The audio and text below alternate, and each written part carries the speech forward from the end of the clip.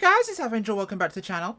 And we're back in Idaho today, and we're doing a little bit of, should we say, backcountry school work. And hopefully, you'll be able to learn something from this. I was going to do this in my usual tutorial format, and then I decided, you know what, it's going to be much more useful in a practical application. So let's go for a flight, and we'll go through a number of backcountry flying techniques that will help you improve your flying in bush or kind of GA type aircraft in more rough conditions. Now, we're flying Bagaloo's 172 trike, or tail, no, not trike, so wrong one. This is the tail dragger version. He has a bush trike and a bush tail dragger. Now this one, of course, is the beautiful little beast here. Mud, of course, necessary, with some big-ass bush wheels on this thing. Now, we have an upgraded engine. This will be included in the description. It's free from the wonderful flightsim.to. But we're heading down towards Johnson Creek today, and we're going to do a few little bits and pieces on the way, okay? So let's get ourselves set up here as we need to be.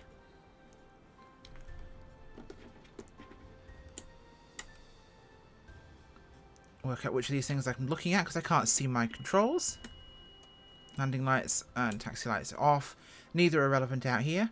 But we have, of course, our beacon on, strobe, navs are good. We'll fuel pump on for down here. Alright, quickly let's make sure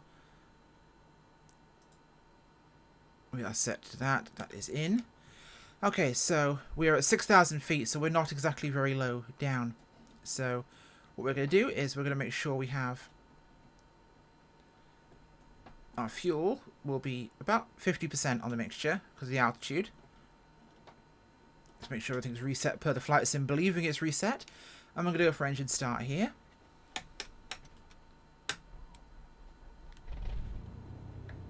Nice and easy. Okay, let's get my head turned on here. Get ourselves comfortable in the airplane. Now, obviously, using grass strips like this one's a bit of a seesaw. We'll be heading south from here, so it shouldn't be too difficult. Now, of course, this has screwed up my flight plan as always, so let's get ourselves programmed in properly here. So we'll direct to, hit the cursor in. So we want 3 uniform 2. Now, this one we're taking off from Big Creek is a payware add-on. This is available on the marketplace. About $10 or so. Or just over $10. It's about £10 for me in English money. So, not terribly bad in terms of its cost. Okay, well, we had that one right a second ago. I'm an idiot. Let's go to the final number here. And we wanted 2, didn't we? And no, it's 3. I'm a stupid idiot.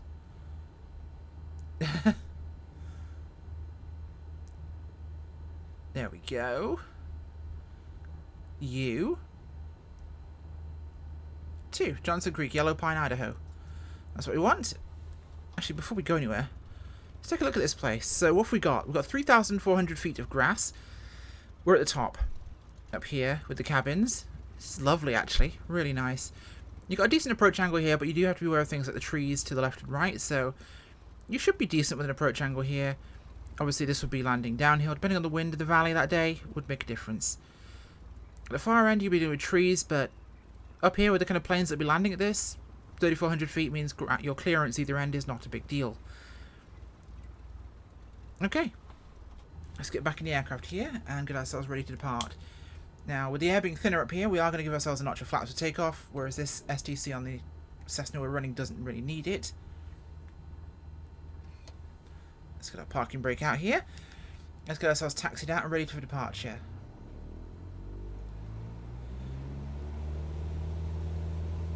Is there any particular reason?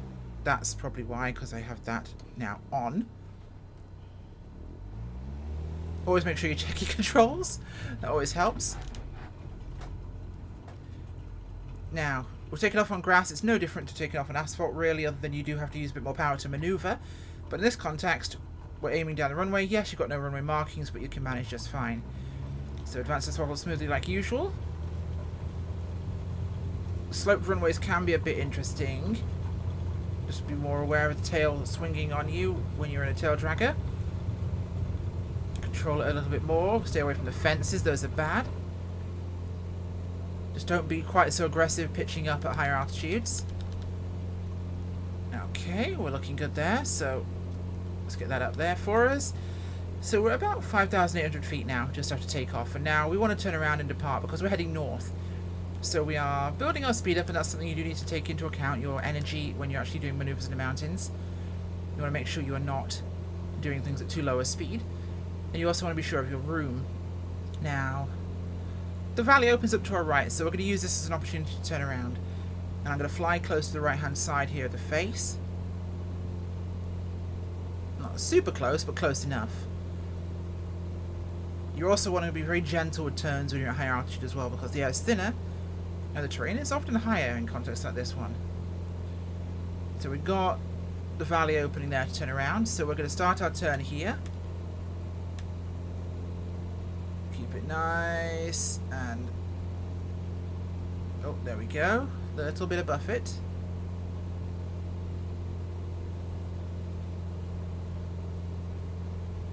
Come on. Just not too... okay, wings a bit far over there. Bring her around.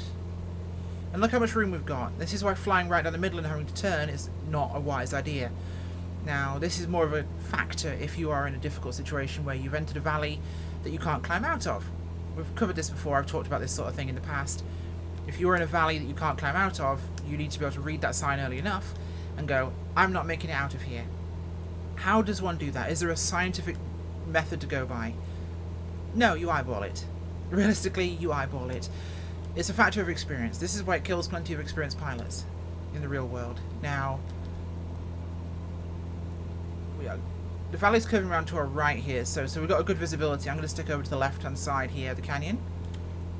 This way we can actually see what's coming up a little bit earlier. But flying at the middle means you have less distance to turn. Now, if you're at lower airspeed and you are slower, you will not be able to turn as quickly or as aggressively. You'll stall and spin. So if you end up going down a valley you can't climb out of, you need to give yourself the most room you can, which is why we fly along the sides. Flying along the sides gives us that room, and it gives us the opportunity. And approaching a corner like this, I'm not going to come up to it on that right-hand side. Because look at that. If I fly along here, I'm going to have to be here before I can see what's down there.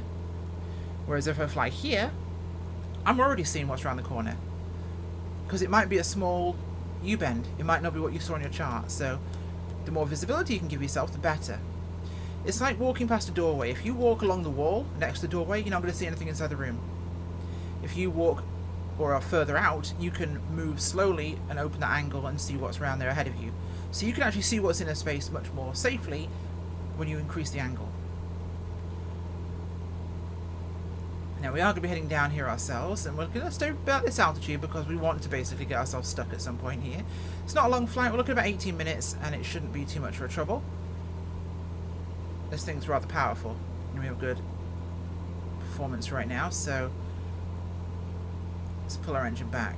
Prop RPM 2500. Now let's knock it back actually. 23. More than plenty for us there. Now you are going to worry about up and down drafts. Now typically in a valley along there like this, ridges are different matter.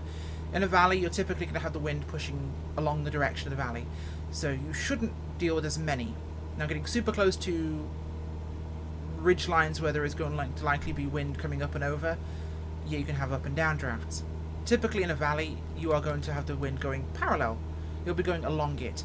You'll get funneled. It's like in a city street. Let's pull ourselves over here a second because I'm not quite sure which fork I'm taking here. I have not flown this route before, so we are doing this the way I would do it realistically. So obviously if you're walking down a city street, you'll always find the wind is blowing towards you or away from you. That's because it gets channeled. Urban canyons it's called. And so it works in actual canyons. Oh, here's a perfect example. Let's get ourselves up here. This is an awful place to get stuck, isn't it? I've turned down a valley and I'm reaching the end of it, and now I'm here. Oh, I'm not climbing over that, am I? I can give this as much power as I want, and there's not really much chance I'm going to get over the top of that. What do I do here? I really got to go that way. I've got to. That's where my destination is, and there's no other way to go. I'm going to do what's called a spiraling, a corkscrew, basically. So I'm going to get myself in a position where I've got the most room I have to turn. And I'm going to set myself up for a turn, and I'm going to start turning. I'm going to keep myself climbing, and I'm actually catching updraft right now. So this is helping me considerably. Look at the vertical speed jumping there. Without much pitch input, I'm catching updraft here in this part of the bowl. This, I believe, is a glacial hanging valley. Or close to it, at least. But we're climbing quite dramatically, actually. We're definitely catching the wind here, which is a very helpful thing to have, because if you're at the wrong end, you can also go down, which is a problem. Be aware of that. Keep our nose pitched up here. Keep it about 500 feet a minute. The higher altitude you are, the less power in your engine, of course, the more likely you're going to have to spiral to climb, and do it at a reduced climb rate. Could be 200 to 300 feet a minute. But once you do it enough times, you'll be high enough that you could just pop straight over that ridge, no drama.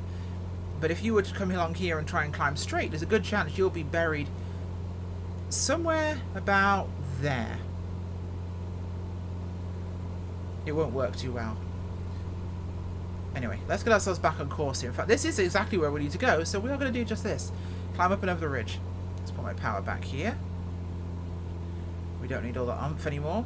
This is a 210 horsepower SDC in this particular aircraft add-on. And we'll see what the aircraft does here as we come over the ridge. So we're climbing here, we're definitely catching updraft, and I'm not touching the controls here. We are now descending at quite a rate. Okay, let's control that.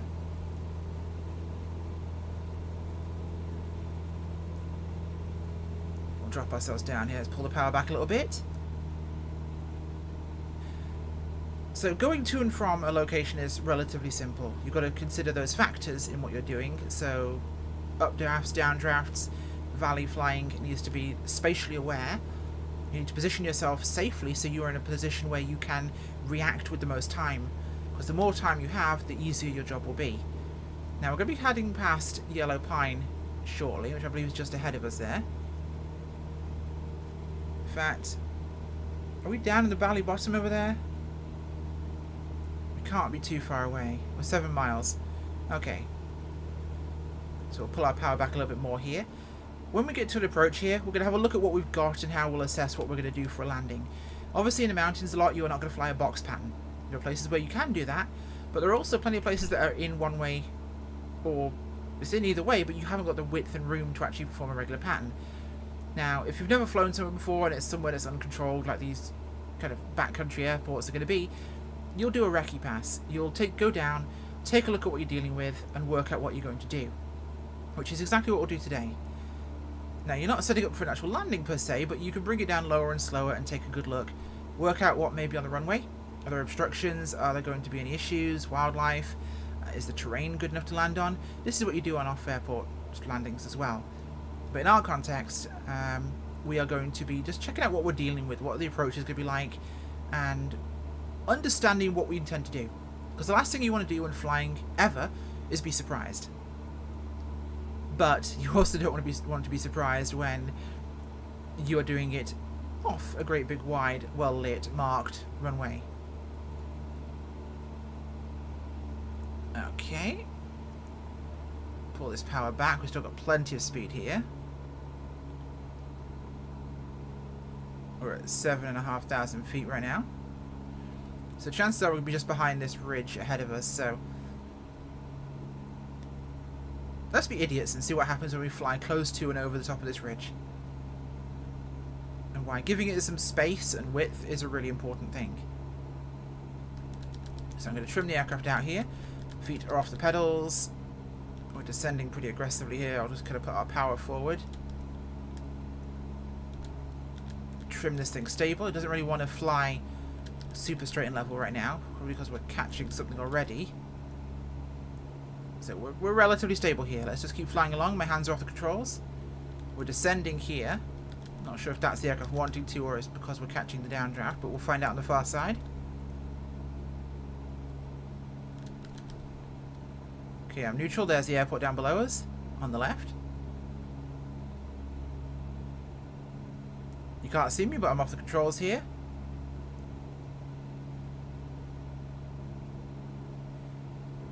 Our actual descent rate there dropped because we're catching a bit of updraft on that side. So, okay.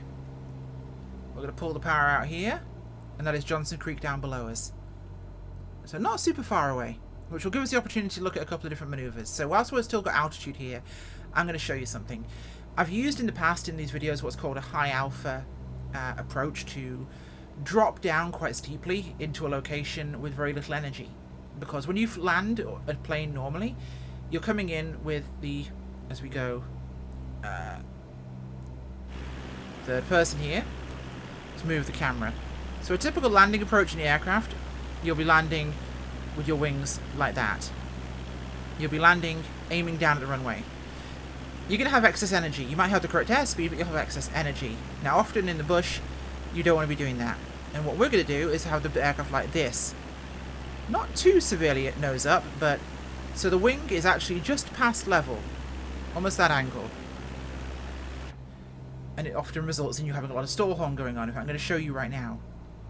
So typically you're going to keep your horizon level. Now I'm going to put in, as I've got my flap speeds here, full flaps, because you want to create as much drag as possible for this. And I'm doing this at altitude here in case we get one of the common problems with it. So I'm going to keep this here and hold the wing. I'm going to hold the wing. Okay. We'll catch a little bit of stall horn in a second. There's no problem. Got altitude just about.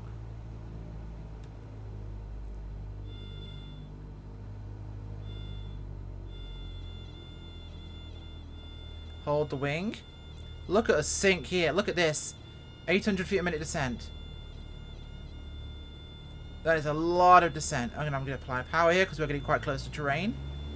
And drop the nose and pull those flaps in. Now obviously with electric flaps it's going to be a little bit worse timing because you've got a longer lag time there. Look at these mountains. These are gorgeous. But we're going to bring it around here and take a look at Johnson Creek. So that approach allows you to come in with very little energy and put it down in a very short distance and quite softly at times. How you control where you're going to actually impact, and I'm referring to it as impact rather than land, is you're going to use your throttle to change that point. The more throttle you give it, the further forward you'll go. But because the wing's up, you've got a higher angle of attack, which means you're going to be causing a lot more drag on the aircraft and a lot less lift. If you have less lift and more drag, you will not take as long to fly. So, one stage of flaps in here. So looking at this, we've got a slight curved in approach on this end, which I believe is going to be the O2. Or it could be actually a runway 1 sort of territory here. Some trees on the approach down there, but it's a slight curved in approach. It's going to probably be a bit of a similar curve at the other end.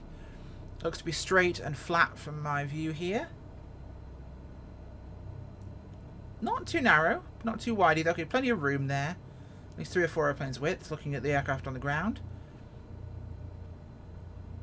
And long and straight. Nice and simple. So this will give us opportunity to experiment, I think. So I'm going to put the power on here. I'm going to climb away.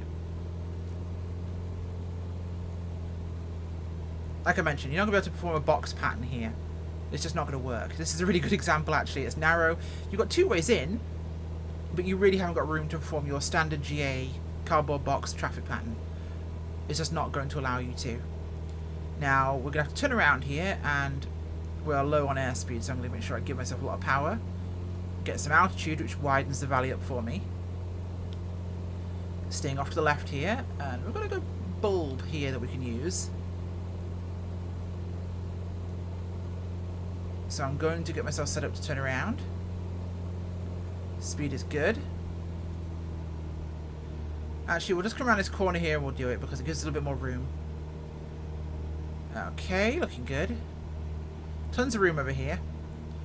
What's a minute or so of kind of flying back down this kind of choke point will be much safer than turning around and having to descend really quickly because of my distance to the airfield. That's something you also need to consider as well.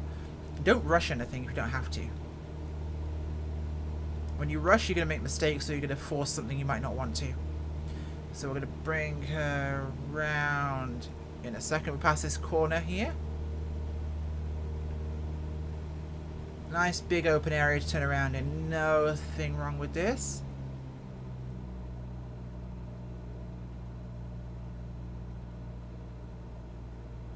Let's bring around. A little bit too much wing over. You're often going to over-control when the air is thinner at altitude and you're trying to maneuver like you would at sea level. So less control is always more. Okay, so power off here. We're coming out of our turn. So I'm going to let my airspeed's already dropped down from that turn significantly because of the air thinness. So I'm going to give it a little power. Got a stage of flaps in there. And we need to get visual as soon as we can. But we want to stay this time. This is one of the few times where I'm going to deliberately stay to the should we say the corner, because I know what's up ahead.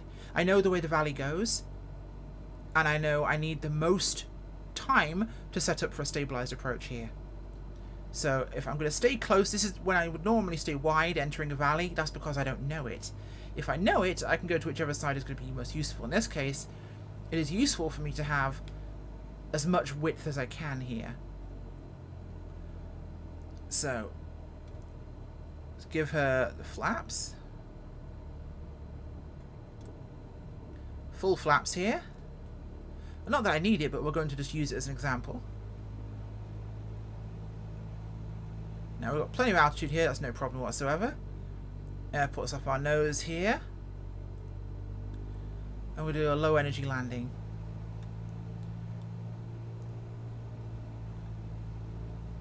So I'm keeping my aircraft level, keeping the wing just aft of level. Try and stay off the pedals as much as you can, because that's what can induce a spin. We're not going to go quite as aggressive on this one, we don't need it, we're lower down. But I just want to keep my energy low. We're off to the... Keeping the wing straight is also kind of important. You'll find the aircraft might start to dip on you. There we go. Bit of stall horn, no problem. Little bit of throttle. Little bit of throttle. Just move the impact point, and what's important here is as we come down to the bottom, and we're about to touch down, we're going to round out with a blip of throttle. And touch down. No problem whatsoever. Not my shortest, but it will more than do. So, I applied there a blip of throttle as I was about to touch down. What's that doing? It's providing more air over the wing root, because the prop wash is coming back, and it's going to provide air over the wing, which means lift. And it's also going to give me a little bit of pull, which helps to raise my nose. What an aircraft doesn't want to do when it's really low on speed and stalling is get the nose up, because that's going to make it worse. It naturally wants to point the nose down to regain angle of attack and air over the wing, which of course you're not giving it. So let's get ourselves off the ground here. We'll do one last landing and make this a quick one. I want to show you something. If you end up stuck in a place where you have got no... See, we've such a long runway here. We've got... Stay this way. You spicy little cantaloupe. Now that way. Now that way. Okay. It's being a little bit interesting with me today. Tail draggers, am I right? So we're coming from the opposite direction here today. Winds are calm. We're looking at 3 to 4 knots. So it's not going to make a big deal either way. But this is going to allow me to demonstrate more quickly what we want to look at here. So keep my power up high. Get my flaps up. We'll get some altitude here, because altitude's important. Some airports you're going to find you can't come into at a perfect approach angle. Now, honestly, I was a bit low on that last one. I had room. It was long. I thought, I can go long here, so I can make it a very nice, gentle, slow approach, which let us land with very little energy. Look at that river down there. That's gorgeous. I love this area. Okay, so we'll climb up here. We'll hit about 6,200 before we turn around. And what we're going to do here is we're going to use a slipping approach. Now, you'll all know about crabbing into the wind when you're landing in a crosswind, right? Well, that kind of approach is useful because it allows you to keep the aircraft straight. You're not being blown off course. because you're angling the aircraft into the direction of the wind, which allows you to basically maintain that direction. Now we can use a similar maneuver, and this is used by gliders. It's called the slip. Forward slip, side slip. I'll demonstrate both for you. But in this context, the aircraft now has, as we get towards 7,000 feet, actually, we caught a big jump there from the air, which is even better for our demonstration. So we're going to get turned around here. Where's the airport? Is that it right there? No way. I felt much, much further away. We'll do an S. We'll come over here, we'll turn around. But slipping allows the aircraft to move laterally through the air. Now a side slip allows you to move sideways. Very useful if you're off center with a runway. I do it all the time. It's a second nature maneuver for me. But a forward slip allows us to lose altitude without gaining too much airspeed. If I was to just go, look at this, airspeed needle goes, whee, up we go, right? Not a good idea. So if you're coming in and you have to make a very steep approach because of terrain, you've got the option of the high alpha approach where you can drop down quite quickly, or you can use a slip. Now, I'll demonstrate a side slip for you now once we're turned around here. We are quite high up here, aren't we?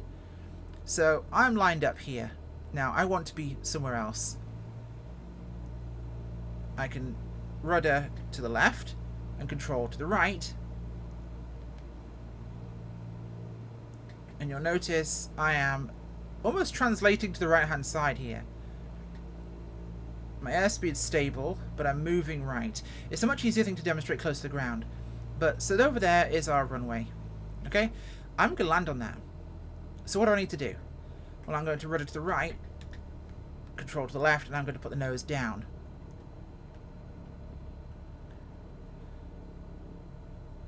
Now I'm going to introduce flaps here because I want as much drag as possible for this maneuver. In fact, you know what? It's probably going to be better off for us to go this way. And it's a combination of the two techniques where we're using induced drag to try and drop the aircraft down. This might be a little bit much, but it could be a good example. You'll notice my controls are crossed here. I'm still roughly heading towards the strip. I'm aiming it based on where I'm actually going to. This might actually be okay. We're keeping about 60 knots here. And we're dropping altitude like a rock thrown out of a bucket. 1,500 feet a minute here. And we're still not increasing our airspeed. Look at this. Airspeed is almost static. Now getting out of this at the bottom is exactly the same as correcting from a crosswind landing as you approach any old airstrip. If you're coming in with a crosswind and you're crabbing, you simply flick out at the last moment. We're speeding up here because I'm trying to push the nose down a little bit more than I should to bring it in. But as we drop down here, we're going to come over the trees. We're managing our angle with our pitch control. We're just fine here. We're a little bit to the right, so this is where I can induce a little bit of left aileron, and it side slips me. I kick out, and I'm going to pull up the nose, and I'm going to touch down. Back on the controls here, up on my flaps, and we roll to a stop. Really simple. So hopefully these are some very useful techniques. In fact, before we go any further, I'm going to talk about a couple of things. So we're just going to go outside the aircraft right now, and I'm going to turn off my head so it's not wobbling around as I look. So I'm going to bring us down here. Now, when you've got electric flaps versus manual, you're going to have to worry about the actual deployment time. So that's actually pretty quick. Okay, obviously we've got the short takeoff kit on this, so it's making it quicker. But they're often a lot slower than that. Now, when you're landing, you've got flaps out, correct? These flaps give you lift and drag. Often full flaps is more drag than lift, good for slowing down.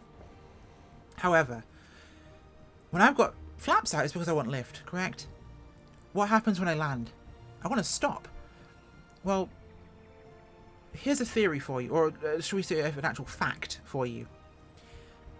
A car will corner at any speed if it has infinite weight on it. So if it weighs an infinite amount, it will corner at any speed. A car of lighter weight will slide, won't it? It will break loose, it will slide, and the car will spin. Now, that's because it's losing traction. In this context, the aircraft is lighter because we have lift. Being lighter allows us to fly into the sky, correct? So as more air is lifted by the increased camber of the wing, we get lift. So the aircraft doesn't weigh as much, so we go longer. if we want to stop sooner, we raise those flaps immediately, reducing the lift, which increases the weight on the wheels, which increases our friction, which increases our brake's ability to stop the aircraft. Hey presto, you stop quicker. So as soon as you touch down, pull those flaps up if you want to land short, and hold on. And this is why back pressure is really important in a tail dragger, because otherwise you go boing over on the nose. Well folks, hopefully this was useful. In fact, let's take a quick look around here at Johnson Creek. Another gorgeous little Idaho strip. Lots of room for the altitude. Similar altitude to the last one. Cabins and other buildings. Gorgeous little place in the Idaho backcountry here. The river running past us to the rear there. And a little lodge here. And I believe from watching a certain Kit Fox owner's video, if you go on a one wheel down that trail, you end up in a small town, which has really good food. Hopefully these tips were helpful, guys, and it was useful to you in your flying. And I will see you all next time. Bye.